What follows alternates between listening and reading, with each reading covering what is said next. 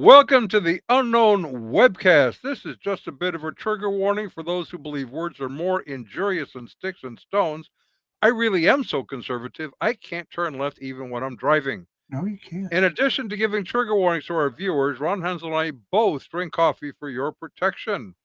This week, Caleb Blair, Rob Blair, and Carl Teichrib join us to discuss human weeds, purge, protect, or perfect.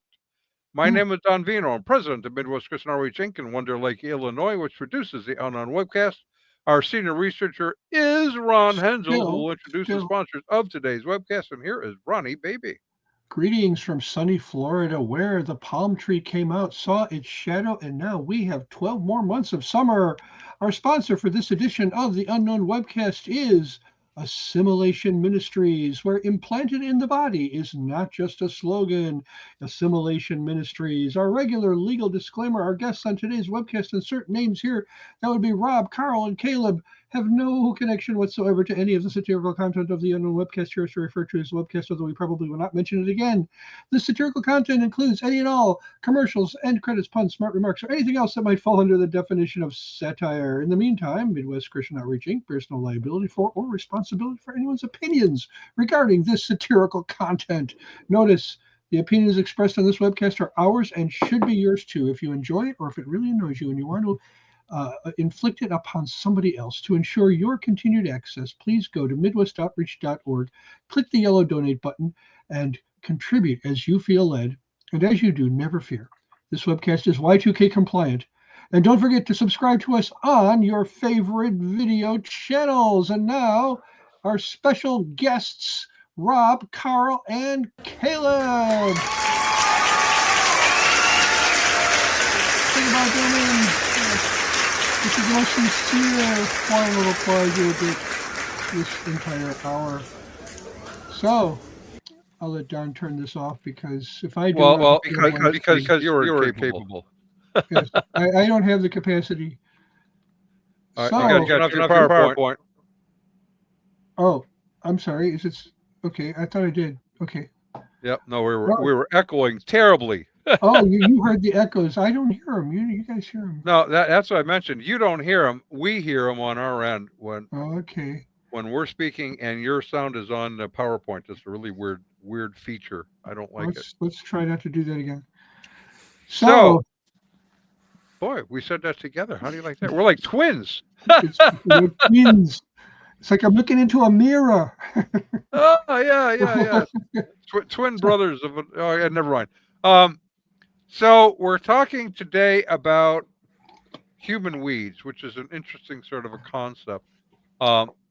We have written on this in the past because, too many people are, what's the word I want to use? Illiterate on history. Mm-hmm.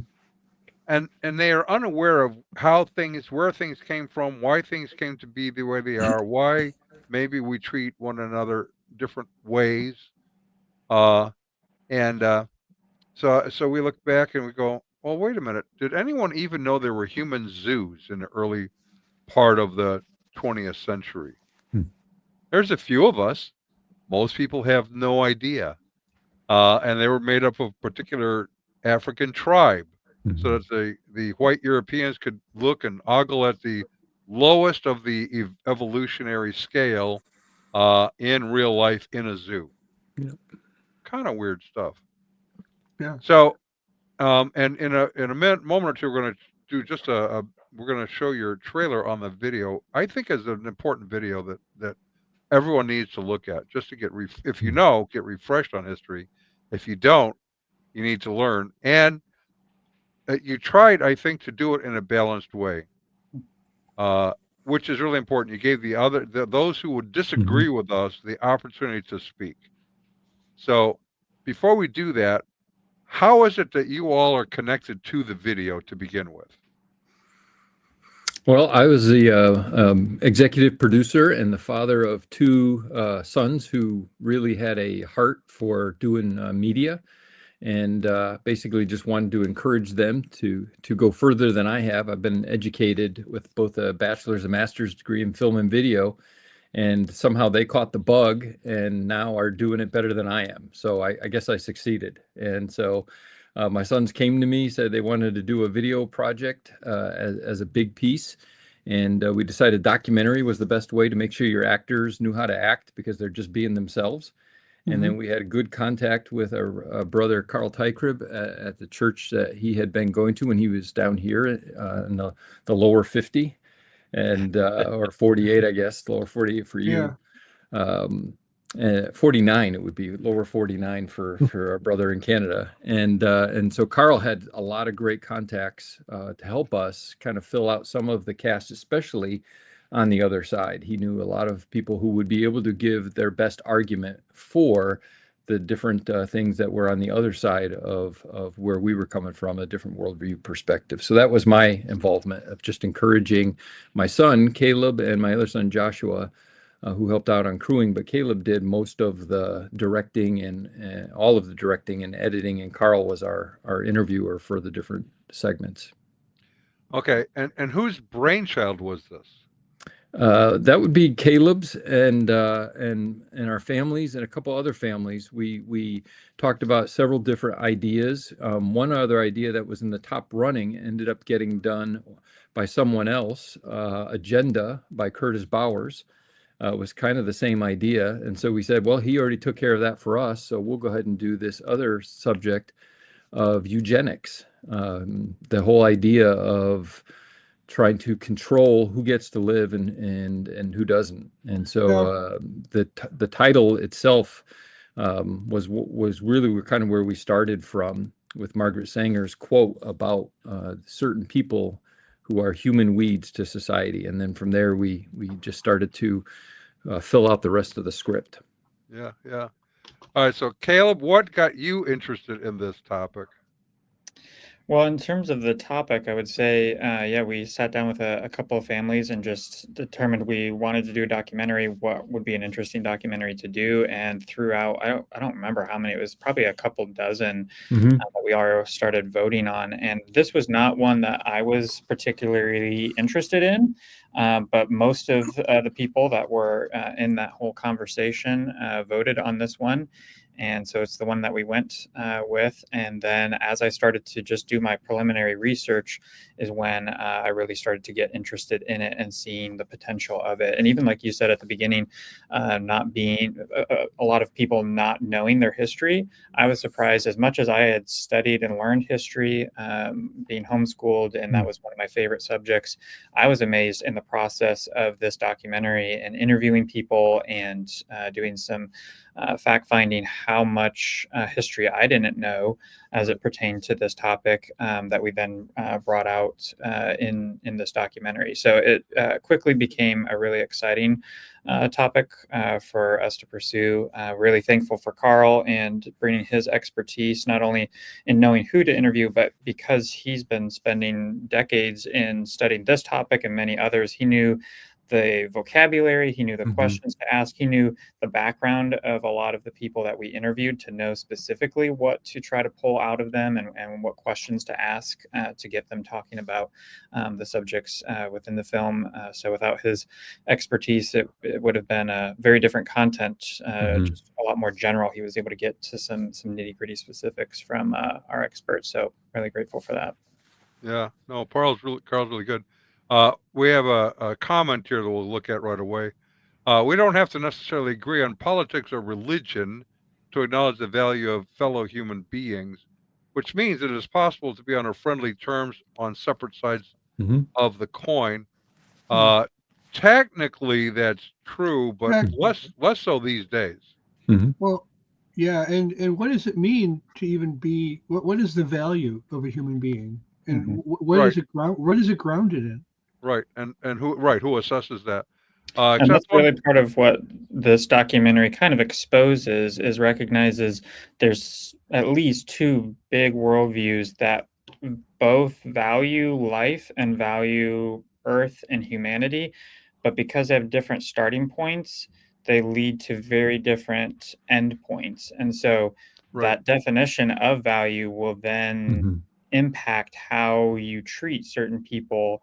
It is value across the board intrinsic to being a human being, or is there a specific quality of life for humans and for the planet that determines value, and therefore we should kind of get our hands in on humanity and determining who lives and who doesn't, so that certain people have that value of life. And so, yeah, it was something I really appreciated doing this project. Is I walked away starting this project, I assumed that and kind of believed that everyone that was on the other side of this issue hated humanity, were neo-Nazis, people that would just be very aggressive with me. And after sitting down and talking with them and spending time with them, I recognized I still very much disagree with you, but I can see that you genuinely want what you believe is best for people, and you're someone that I could be a friend with. I could have a hamburger if you would eat a hamburger in your backyard. You know, I could or I could make you a salad. Or I can make you a salad. And that we don't have to hate people and just be so have such animosity to someone that has a different perspective. We can actually be very friendly and yet still strongly disagree with a particular belief and the implications of that belief. That doesn't mean that you as a human being are now my enemy and I have to treat you as such. Maybe the most I was going to say, maybe the most shocking part of the video is when people didn't know the meaning of the word eugenics. Yep. It's as though the original series of Star Trek never happened, you know, with the eugenic wars, Khan, Noonien, Singh, and I mean, and then you wouldn't have had the Wrath of Khan if it wasn't for that. Exactly. These people have not been educated properly. It's like, did that just completely not appear on their radar screens? How could you not know? So, of course, they had to probably alter the Star Trek timeline because the eugenics wars were supposed to happen in the 1990s. And I actually remember the 1990s, and there were no eugenics wars. I don't know if Caleb remembers them, but I do. So, I vaguely remember the 90s. Yeah, okay.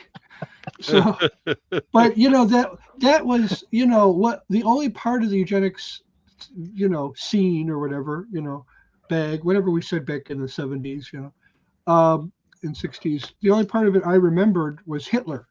You know, it wasn't until much later in my life that I learned that, wow, it was like a Yankee, it was like an American idea in many ways. I don't know if they really established who started it. I think they concluded they came to the conclusions at roughly the same time on both sides of the ocean. But well, right, and it kind of emanates from the same source, which is social Darwinism. So, but we'll have to come back to that because I want to get Carl into the picture here and say, Carl, well, you and I have an affinity for the same kinds of things already. Cowboy hats and leather jackets? Well, no, cowboy jackets. We go to Suede. odd places to talk with odd people. You know, we Oh, like that- the Parliament that of World is- Religions. We love to That go to does make you unique, yes. It does, yeah. You hardly find any Christian. In fact, you tell see, them you this can- is. You can I'm do it going with to a straight I'm going to face. Paganacon this week to hang out with like 1,100 witches and pagans. And they go, "Aren't you afraid? Why would you do that?" Well, to you, it's not like you could do it with a straight face. That's the thing. You're gonna have to, like, you know, rein me in when we're there. Yeah. So, Carl, they touched on how it is that you got involved in a project. You were just friends with them, and you had connections. How does all of that come about, right? Well, I was just along for the ride, and it was a fantastic ride, by the way. We had a lot of fun together. You know, that's one of the things that I really appreciated about this little group, our little troop, when we hopped in the bus or in the van and just sort of road tripping it, going from city to city, state to state, having conversations with people, whether they were on the street, because we did do a number of street interviews. We did street interviews in Central Park, New York City. We did street interviews at the Lincoln Memorial in Washington, D.C., and downtown Cincinnati. And you know, along the way, just had some fantastic conversations with people. So I was really blessed. I know the family and know, I think, all the families that were involved. And I think one of the things that is remarkable about the story is the background, the backdrop. And that is a group of young people. Young people, like Caleb, I think you were, what, 18? Josh was 16, Yeah. and Yep.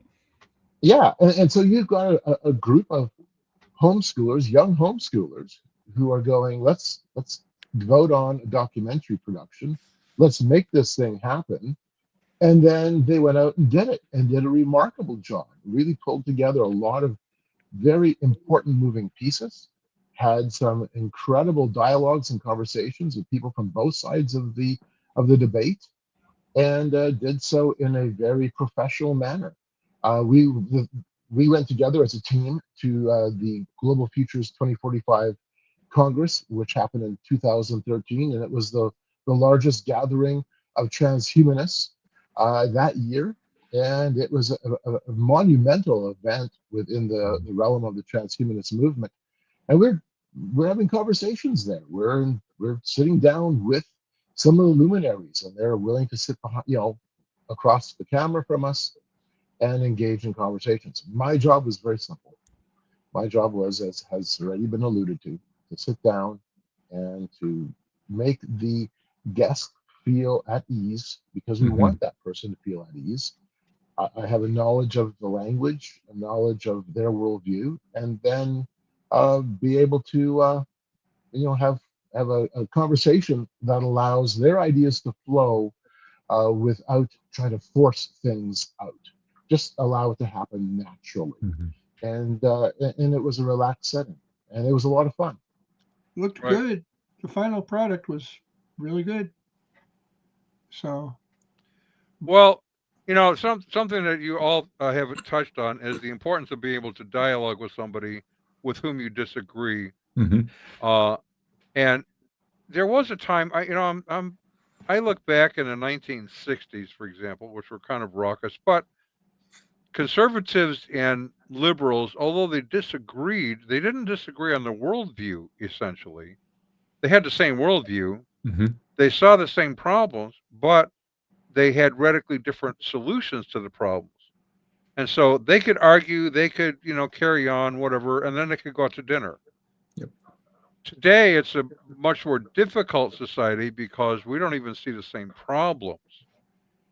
And it's much easier than to demean and discount another human being as not as human as you are. we're not sure we're even in the same dimension with these people sometimes, That's like, exactly right. And so, when even a though man is a woman, it's like you have to rewrite all the old songs, Well, here's another old song. Are you a boy or are you a girl? You look like a you may be a boy, but you look like a girl. Hey, you look. Oh no, wrong song. But to your point, to the point of being able to dialogue, to have those conversations, one of the things that strikes home, and it was true for all of us on the team, was the humanness that we were dealing with. I remember when we left John Glad's apartment, and he begged us to stay. He begged us. He was like, "I have ice cream. Stay." And it was just an expression of his human personal loneliness as he was living alone, and as his connections with people were obviously had grown distant already. And for me, that was a remarkable illustration, a hard illustration. I walked out of this place with a lump in my throat, because I'm like, the guy is yearning for human interaction, as he just sat down with us and described why we need to engage in eugenics and why we take this almost an anti-human approach, but he didn't see it that way, of course. And then that very human element of literally him begging us to stay and trying to keep us there with with ice cream. Please stay. I don't think I could have resisted that. But you guys are made of sturdier material than I am. But it was just that. It was a graphic illustration, a graphic example of the importance of recognizing the value in being human, and the beauty of that. Which guest was this on the video? John Glad. John Glad. Glad. Glad. Yeah, John Glad. Yeah. So And then in terms of the otherness, I remember being in Jeremy Rifkin's office, which was phenomenal. I mean, the guy who just had taken a phone call from some department or some government guru from France, his secretary walked in and said, France is on the line, because Jeremy Rifkin is I mean, he is, the whole he country gives wants to talk to him. That's well, right. yeah, he gives advice to the European Union. He gives advice to heads of state.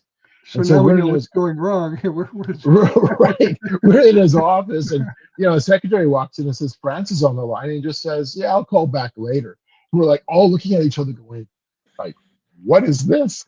And then Jeremy goes off towards the end. I'm not, can't remember the exact part of the interview, but he goes off on cows and how we got too many cows and we have to get rid of cows. And I think bring down cows to like 400 million cattle worldwide if we're going to save the planet from methane overproduction and catastrophic global climate change. And so we packed the bags, and I remember as we got in the van, I can't remember if it was Josh or Caleb or whoever it was. We're like, where do you want to go for lunch? Like, where are we going to go for a Beef bite? O'Brady's.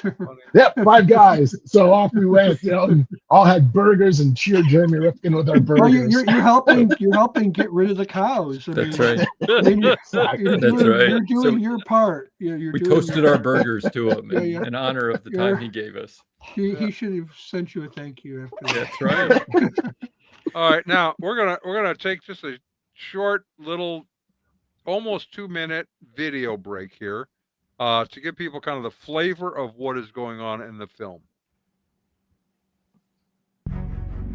But the big problem, though, is that what we have now is we have this vibrant ecology, this wonderful planet, and we are the invasive species from hell. We are destroying the ecosystem. We really are weeds in this sense. I think the word eugenics raises a lot of strong emotions, but basically it's about wanting to have the best possible life for one's children. Well, eugenics is fundamentally Darwinism applied to people. Basically, we are trying to create this spirit on our planet which will allow everybody to become perfect. Taking control of our own evolution. It's really about turning over the choices to us. That if we are indeed steering our future, then we need to be responsible for it. It's easy to say that someone else should be cultivated, someone else should be exterminated, when in fact it very well could be them too. People don't think about that. By the time you think about it, it's too late. People need to decide, what do I believe about human life, and where does that thinking lead? Where has it led historically? We don't need to stifle one side of the conversation in the hopes that it allows the other side of the conversation to thrive. What we do need to do is have the conversation. And by having it, I truly believe that that is going to make a big difference. If you've never changed your mind about something, pinch yourself. You may be dead.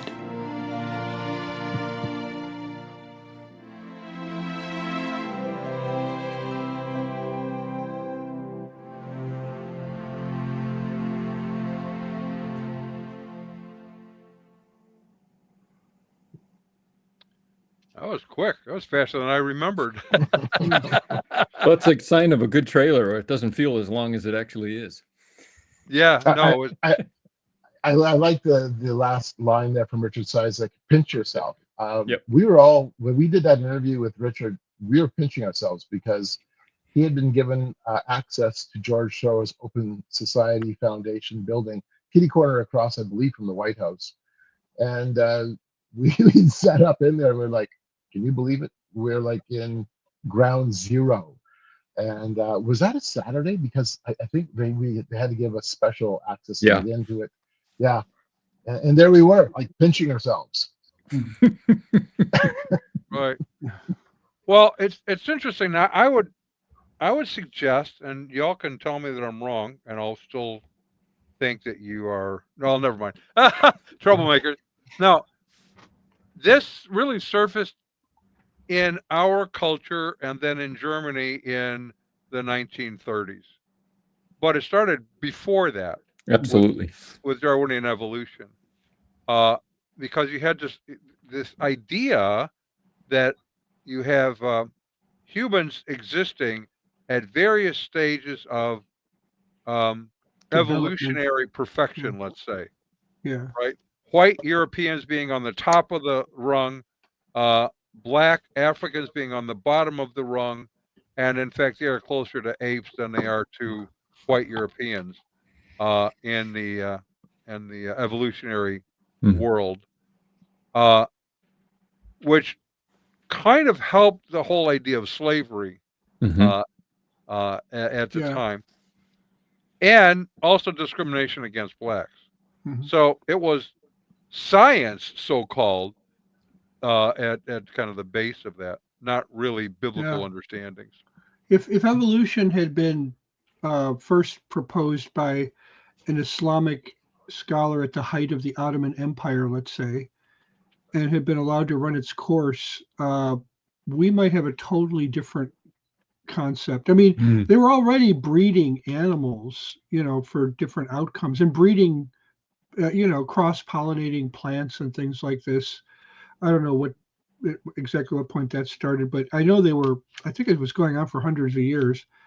So they had some glimmer of a concept that you could improve a species, or you could bring out certain characteristics, right? Like in dogs and things like that. And, but if it had run its course in a different setting, I wonder what the outcome would have been. I think it would have been probably very similar, because human pride is still there. And yeah, and you that's what we mentioned kind of show in the film, is that the same underlying worldview and beliefs just have produced different kinds of initiatives throughout history. So eugenics wasn't just Nazism and it sprouted up with Hitler and died with Hitler. These ideas were way before then, and they are very much alive and well now.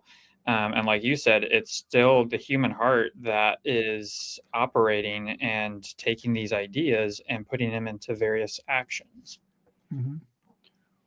Yeah, you mentioned the word pride, Ron. That's something that every human being struggles with. But the thing that we found common amongst all three stages of eugenics, past being the purging of those who were deemed unfit, the present being protecting the closed ecosystem. We only have so many resources to, as far as the claim that this is a closed ecosystem. So we have to protect our limited resources. And in the future, eugenics is the perfecting of humanity. We have to kind of jumpstart evolution, because we haven't seen any good results in the last couple thousand years. So how can we use technology to help us perfect our genetic outcome? And what all of those have in common is power. Who determines who is fit to live, or adds value to life, or what is a better life, which is where the word eugenics comes from. And it all originated, if you take it back, the term was originated by, I believe, Francis Galton, who was the cousin or second cousin to none other than Charles Darwin.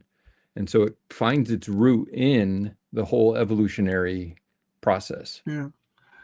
You don't want to sit around and wait for a couple of million years for the next beneficial mutation to come along. Exactly.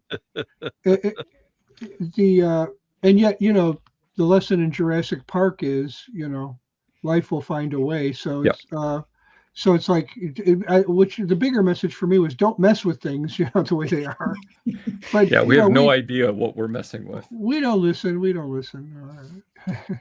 Well, one of my favorite evolutionists is the late Stephen Jay Gould. I found him fascinating, humorous, and honest enough to say, look, we have no fossil records to prove anything that we are saying. And so he opted for the hopeful monster theory, that everything went along pretty much as was. It was like a stair step for a long period of time, and then he took a jump.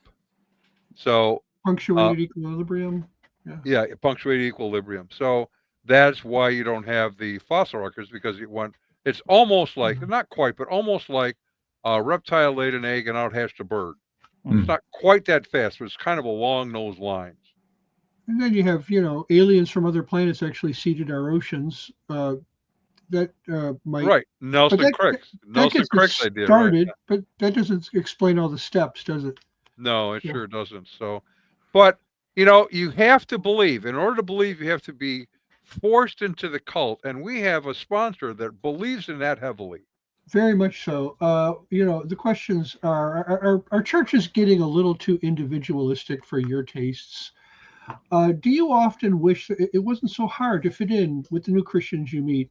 Would you rather be part of a collective than a uniquely gifted member of a fellowship? Well, now you can find freedom from the hassles of having your own personal identity with Assimilation Ministries. Their pastoral staff is ready to relieve you of the burden of being yourself. No need to choose a new identity, they choose it for you. All their assimilations come with their trans lifetime guarantee. Satisfaction is irrelevant. Assimilation Ministries, where implanted in the body is not just a slogan. There you go. So, There you go. I need to be relieved of my sense of individuality from time to time. Yeah. Blend in with the universe or the collective. So. Right. So the title "Human Weeds," as you pointed out, comes from things that Margaret Singer has said, as we need to cultivate the human garden and remove the human weeds. What was her proposed solution to or process to do that? Well, what's interesting about eugenics and something I learned in the process of making this film about eugenics is eugenics isn't just exterminating people. There's a positive and a negative side of eugenics. And so Sanger herself, I would say, focused a little bit more on the negative side of eugenics. She was a big proponent of sterilization laws for those who she deemed as unfit, whether that be feeble-minded idiots, imbeciles, a whole moron scales back in the early 1900s. A lot of the terms that we use today, moron, idiot, imbecile, they actually come from American eugenics and how there would be eugenic competitions in the US. You had the IQ challenge or IQ tests that came out of this. You had measuring and kind of mapping people's skulls and brains to see how intelligent they were. Health came into it, economics, so the standard of living that you had in society. And so she was about really eliminating people that didn't measure up to what she thought was a fit, healthy, affluent kind of human being. But there was also positive eugenics, which is promoting the well-born, the healthy, the educated, to have them breed. You actually saw this in Nazi Germany, where they had a lot of the Gestapo. There were houses where they could have sex with the best of the German women and try to just breed as many what they thought would end up being good, healthy, intelligent human beings. They were trying to jumpstart human evolution, if you will, just very naturally before we were getting into transhumanism and using technology to do it, just using natural breeding. So they were positive eugenics is really like promoting and safeguarding the quote well-born, the healthy, the intelligent. And so you had a lot of that was the focus, I would say, in the U.S. The Nazis really, of course, popularized and took the negative eugenics to its full extent and kind of gave the term eugenics a really bad name. And so that kind of fell out of style, though the ideas were very much alive and well. So obviously, Margaret Singer came during and after the Nazis and was promoting this in the U.S. With her founding of Planned Parenthood. You can see the philosophy that she had being very much at the roots of Planned Parenthood, where you're going to find clinics in inner cities really targeting poor African American communities. We interviewed a gentleman who's in charge of a complex in Indiana that was really a house for the quote unquote feeble-minded. and that they had, I believe it was over 100 forced sterilizations. They had, I think, 8,000 patients while the facility was up and running, and over 100 of them they forcibly sterilized. Basically gave them the option of, you can live in this community cut off from the rest of your friends and family for the rest of your life, or you can be sterilized and we'll let you go back to your family because you won't be a menace to society and spreading your genes to the next generation of humanity. So Margaret Singer was just a small part of eugenics here in the United States and in the global story of eugenics. But that's kind of a little bit of how she fit into the puzzle. Is there any sort of, among those who are in favor of eugenics, some sort of agreed on description of the perfect human that they're striving to bring everyone to become? Or is it just vague? I never thought he would look like Hitler. I'll tell you that. I mean, here's the guy who's out promoting it, and he looks like a really, I don't know, frumpy version of Charlie Chaplin. Mixed with, the Mo from the Three Stooges. Yeah. Right. I mean, I would lean on Hitler. I would lean on Carl for answering this one. To my knowledge, I would say it's more vague consensus. I don't know that there's a codified definition of the ultimate human being. I think they would even say we're kind of in the quest of that with transhumanism and figuring out what is humanity's potential if we fuse robotics and AI and nanomedicine, nanotechnology with human DNA. What could it be? But I don't know, Carl. Do you have any insight on what you would say people on that side of the discussion have any kind of consensus regarding the ultimate human? I think what you would see was a type of consensual movement. It wasn't, a consensus-based movement. It wasn't, here's the manual for us to follow. It was more like, here's the manual that we are now developing, and we're going to be progressing as we explore different scientific, genetic, even cultural elements of what eugenics looks like. Because we have to remember, especially in the beginning phases of eugenics, it's a movement that has an ideal. It's really about an ideal. And then how do you fashion that ideal? And so all of a sudden, here's the consensus of sorts, but it's not a codified consensus. It's more of a cultural consensus with the elite circles. The very first place where you see this landing in terms of policy, at least from what I understand, is the state of Indiana, which is the first place to put in code, put in law, eugenics, the eugenics movement. And there was this, it's kind of anytime you're dealing with an ideal, you've got many steps towards that ideal, but it doesn't mean that you're going to land on the end product. There's going to be a lot of changes, and you're going to see lots of things shifting along the way. And indeed, that's exactly what we're seeing with the eugenics movement. From that time period to now, remarkably different, though the goal still remains, how do we now build the perfect human being? How do we now build the right person, the right human? The right $6 million man, right? Right, yeah, exactly. And so if it did look like anything, it would look like the social elites of that time period, what they were expecting, what they hoped to emulate through eugenics to build more of themselves. So is it the case that they are basically saying we need to improve humans, mankind? We're not really sure what that looks like, but we know what it will be when we get there. And we know best. And we know best because that's very important. Even though the idea keeps morphing, because, if you're going to have transhumanism, technology keeps changing. Right. So, yeah. It kind of sounds to me, Carl and I have talked kind of about this a lot, that we're looking at the Tower of Babel 2.0.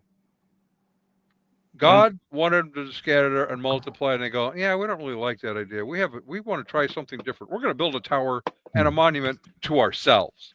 Right. And they did. And then God showed up after they were done. He goes, yeah, I don't think you're going to do this really. It's already ultimately built. to try to become God themselves. And they were wanting to replace God and say, we don't need you. We are going to be God.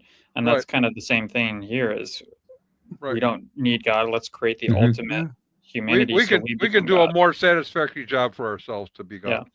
Yeah. Which goes to Ron's point earlier about pride and again, control, power. Who gets to determine that? Yeah. I mean, right now we can't even decide what a good beauty contest pageant woman looks like. In eugenics, when eugenics was born, it was the age. I won't call it the age of racism, but racism was maybe at its apex. I don't know.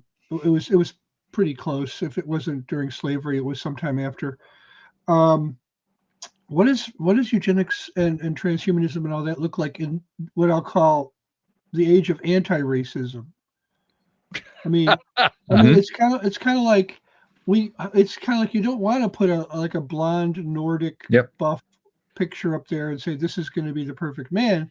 I mean, that could get you canceled, Yeah. So, I think it looks like what was said earlier, one intelligent. So the academia gets to decide that it looks like no disease, no illness. So it's not so much that they know exactly what it will be, but they know what it's not. And so get rid of any kind of defectiveness, deficiencies. Those who are unable to add value to culture and society are becoming useless eaters, is a term that will be used in the fact that they're just using up resources, which again goes back to where Carl showed in some of the interviews, and you'll see this in the documentary. He shows a poster of what the value was of somebody who was mentally, physically handicapped and unable to take care of themselves, what it would cost the state to take care of them, and putting a dollar sign value on that person. And we asked people today what they thought about it, and people were shocked that happens, but it happens when you start changing it from a dollar sign to a carbon footprint, or you change it to something else that starts to determine, is this person adding to society or are they a drain on society? So that's where in the age of anti-racism, we can't just put up an Aryan photo of someone who's Nordic looking, but we basically put up a healthy, intelligent person, probably a woman, because again, that's part of the positive eugenics that Caleb mentioned earlier. One of the first interviews we did was with a college professor, and in this even comes out with the gentleman who was the contributor to Oxford University. Dr. James Martin. Yeah, James Martin talks about one of the positive eugenic strategies is to educate women. Why? Because then they're in school for at least 4 years, get them into higher education, 6 to 8 years, get them into a job where they have to pay off all of that education. So they're not going to have a family. And we already see this working when you have birth rates dropping like crazy and having an upside down pyramid when it comes to a population of a culture. Now, does that mean we're against women being educated? Absolutely not, but for a very different reason. And that's the whole thing, that their objective is not because they want smarter women. Their objective is that they want fewer babies. Yeah. Right. Which, that's weird. Well, and on a tangentially, on a not completely related subject, but they have similarities, is the climate change. Michael Moore, who's a fascinating character, was the executive producer for a film a few years back called The Planet of the Humans. And he is invested in the climate change story. And so they went in search of how well are we doing in all of the products, the ways we're trying to stop or limit climate change so we can save the planet. And at each turn of the documentary, they discover that what you're doing is not only not fixing the climate change problem, but it's creating additional climate change problems because they can't dispose of all of the stuff that they've made that no longer like just disintegrates into the ground. And so his solution is not to try to stop climate change because he realizes you can't, but to eliminate the human population. Mm-hmm. That's where this kind of fits in. We have to now decide which humans are going to be the best suited to continue the human race and kind of get rid of the rest of them. Mm-hmm. And they're all going to live in Texas. That's what Al Gore said. You could fit all like 7 billion people he was writing about at the time into Texas with the right architecture, you know. But so you, well, okay. Just, yeah. So how does transhumanism then really, as I'm getting into this, I want to kind of point out that there are some benefits to some of the work that they are coming up with, right? Mm-hmm. Like nanotechnology, for example. Is nanotechnology useful in helping with medical treatments? Yeah, I think the real quick answer is if it helps us get back to what God created human beings to be, by getting rid of any kind of ailment or something that is a result of the fall, then that is a helpful thing. We're in favor of people being healthy if it is possible. When it crosses the line is when it tries to bring man to a level that is beyond a superman, if that sounds familiar. There's a reason why a superhuman level, then that crosses the line. That goes back to what was said about the Tower of Babel, that man gets to decide what he should have been created as. Right. Right. Yeah. It's not that we're against technology. That's not the point. In fact, we're very thankful for technology. Technology is one of those endeavors that demonstrates that God has given us a creative capacity that is very unique to the human experience. Beavers always build the same dam, birds build the same nest, but there's this drive that we have as humans to continually create, to innovate, to build. It's a good thing. God's designed us that way. And the crossover, and Rob has pointed that out, and I believe that that's really, really what separates the Christian worldview from what we're looking at in terms of the typical transhumanist worldview, which is, well, we recognize that there are limits to what we can do. There are limits to who we are. We are designed. It's not accidental. We are designed as humans. And that is where the line is. When we cross that line and try to become something more, it harkens back then to the Genesis 3 problem, which is Adam and Eve essentially agreeing with they can be more. Mm-hmm. Transgress God's law, eat of the fruit. By breaking God's law, you demonstrate that you are as God. You have now overcome, or you have surpassed your limitations. You are now more than human. You know what I'm surprised? I just thought of this. Maybe it's a slight, I don't know how on topic it is, but we haven't heard much about human cloning lately. No. There was a brief kerfluffle about it when they were talking about actually passing a law against it in the 90s, I think, and Clinton was on board with that, you know, let's outlaw human cloning. I don't think anything came of it. It's like, well, is there a mad rush that I'm not aware of to clone yourself? Or no. And Ron, yeah, that's a really important point. I mean, we have these spurts where all of a sudden the technology demonstrates that we can follow this path and achieve our ideological goals. Cloning, wow, this is the pathway towards a new transhumanist future.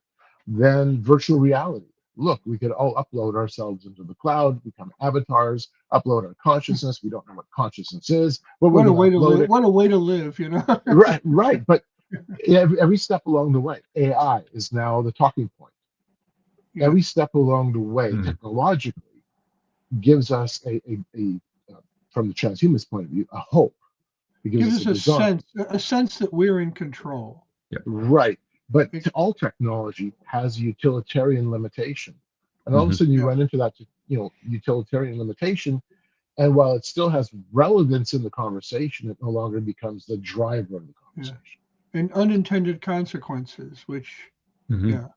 I also wonder if the reason why cloning kind of became, non-vogue was because you're making more of the same and not less, not fewer. So it's not solving the what some would view as the problem being too many people. And you're not adding to genetic variety within the species, which is not considered a good thing over time. So, I want to bring up a slightly different kind of question, as we're talking about who decides who should live and who should not, or be more perfected or not perfected. I kind of like Scott Klusendorf's sled for talking about pro-life ideas, for example. And I think that kind of fits into this whole question. Absolutely. As well. Size. How big determines whether you are a person or not? Is it a matter of size? Is this someone who's short of stature less of a human than someone who's tall of stature? For example, my granddaughter was born with pituitary dwarfism.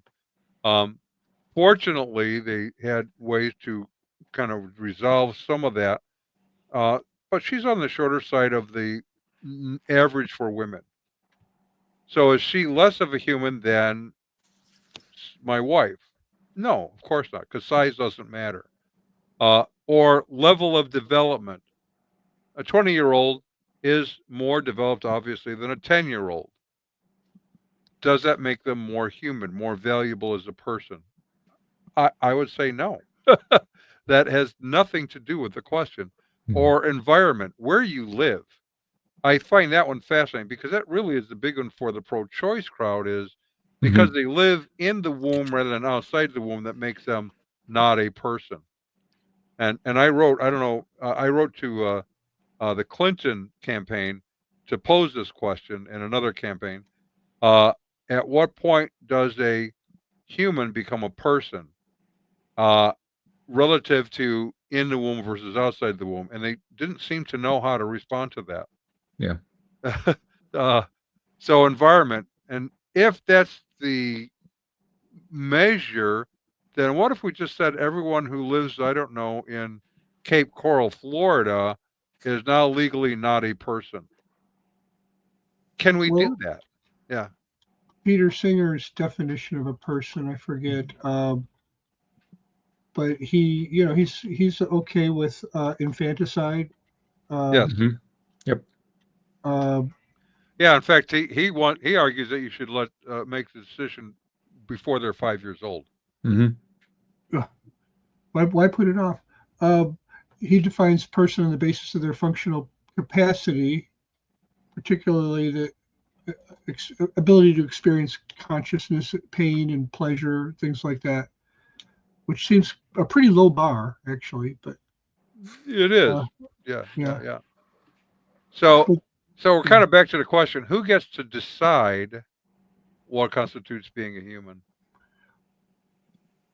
Well, this reminds me of the questions that Francis Schaeffer was asking toward the end of his life. If we put society in the hands of technocrats, who's watching them? Who is if they become the ultimate authority, then what values, what criteria are they going to use, and who decides what criteria? Well, they decide. So right. Yeah, and that's the bigger question, is like the question of who gets to decide. Even you have to step back one step and say, how do you determine who gets to decide? Right. And Darwinian evolution would say, well, the people that get to decide are the survival of the fittest, the ones that can basically bully and win out over the weaklings. They're the ones that gets to decide because of natural selection and survival of the fittest. Christians would say that God gets to decide because he is the author of life. He is the one that created us and sustains us. And so that decision is out of our control. No person has the right to decide that. So it's even a step backward of how do you even get to determine who gets to decide by what standard do we even make that assumption? Right. Right. And then being made in the image of God. That, Yes. for us as Christians, we're like, my goodness, the standard already has been put in. It's already been placed within the script. And that is that we are made in the image of God. Being made in the image of God does not mean that we carry some type of moral position or have some type of cognitive ability that is extra special. No, because if that's all it means, then within the womb, then that individual is not yet a person. It has to mean something intrinsically deeper, something intrinsically more important, something that has an eternal bearing. And so being made in the image of God is to be his reflection on earth. It is to represent his standard, his ideal, his goal.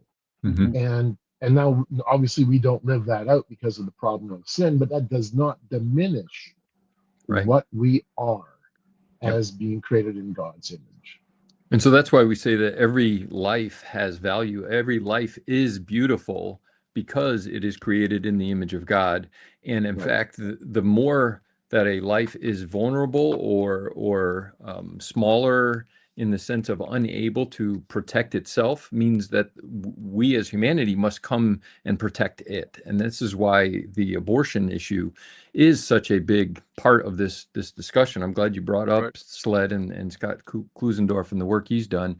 And that is why probably by far, hands down, the most powerful part of the documentary is a section we call The Sound of Abortion. I would just encourage people to go to the link and watch the documentary, if for no other reason to experience that section of the documentary where you get to hear what abortion sounds like. I'm not talking about in a clinic, but just giving sense, the sense of sound to the numbers. With BBs. Yeah, it was quite compelling. It was quite sobering to hear that. Yeah. And then to go from that to an interview of a quote unquote human weed who others attempted to exterminate and it did not work. She survived the extermination attempt and is alive. And so now to have a face and a voice behind the issues, it's one thing to be talking intellectually about these ideas. It's another when you're confronted with a real human being that life is on the line, and now what do you believe about this worldview? So to then Melissa Oden. Yep. And to bring it full circle, though again I would disagree with those on the other side of the aisle that say we need to manage population, or we need to eliminate those who try to limit my ability to be whoever or whatever I want to be. I would say because of the fact that even those who are transhumanists or even those who are pro-abortionists, because they are made imago Dei, in the image of God, I would defend their right to be alive. That's why we don't look at them as we need to get rid of these people. No, we need to help these people understand that their beliefs, their ideas have consequences.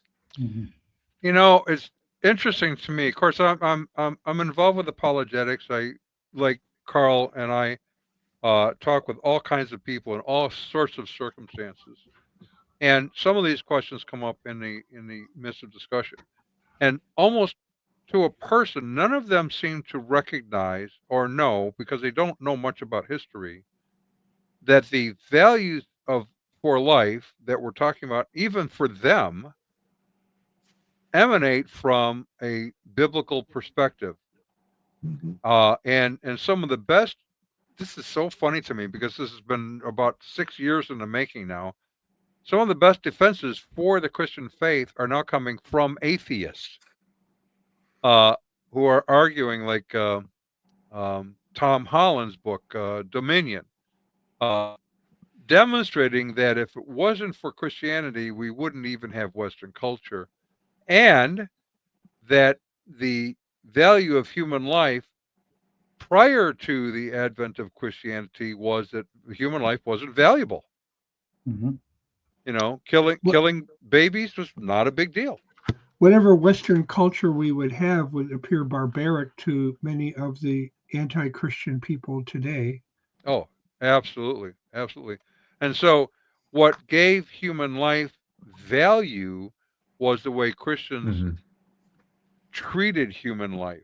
They would go out and look for the babies that have been abandoned to allow them to die. They raise the level of females. All of those sorts of things are a result of Christianity. So as they're fighting against Christianity and wanting to have their own, I want to develop my own whatever, and get rid of Christianity. Well, what do you have left? You have just kill and be killed. That's it. That's all you got. Don, to put it in perspective, a slight tangent, but you mentioned Michael Moore earlier. He made a documentary called Capitalism, a Love Affair. And praise God, he got to make that in a capitalistic culture environment. He wouldn't have been able to make that film. Look at how bad we have it here. Look at how horrible this is. He couldn't even afford the equipment to make the movie if he was in many other cultures. Right. I mean, unless the government was sponsoring it. And so there's the parallel, the equivalent of those who argue against the value of human life actually are standing in the soil of that they've been created in the image of God, that they even get to speak that out. Right. So Human Weeds, it is an important documentary. You can watch it on YouTube. We have the link in the description. Go there and watch it. And do we have contact information for you guys? I think we do. In there. If not, they can contact me and I can put them in contact with you. So, and even if you disagree with the documentary, please watch it. Leave comments. Let's have the discussion. Let's have the discussion. I love it. Let's have talk the discussion. about it. That almost sounds like a Charlie Kirk-ism. Can we talk? Once the discussion stops, bad things happen. Yeah. Ron, would you walk us out of here, baby? Yes, let's give credit to whom credit is due. Our resident cult leader profiler is Neil before me. Our wardrobe manager is See How It Fits You. Culinary services are provided by Chef Ham and Cheese. Our tinfoil hat provisioner is Just In Case. Jehovah's Witnesses coverage comes from Armageddon and D. Opposer. Our Mormon Archives manager is Polygamus. Our Liberal Denominations Bureau Chief is Lucy Goosey. Our transgender issues coverage comes from Ben Hur. Special correspondent for Pulse based on the Hindenburg disaster and flying turkeys, Ode to Humanity. Our fact-checking supervisor is Yolik Pulling. Our technical assistance comes through Murphy Research. Our legal advisors at the law firm of Dewey, Cheatham & Howe. Our grievance resolution director is Giovanna Pisami. Our director of privacy assurance is Wiretapping. And original idea sourcing comes from Drew A. Blank. The Unknown Webcast is a production of Midwest Christian Outreach Inc. in cooperation with Emergency Manicure Productions, both of whom are solely responsible for this content, although you will never be able to prove that in a court of law. We're still waiting. Never happened. Never. All right. Thank you for joining us.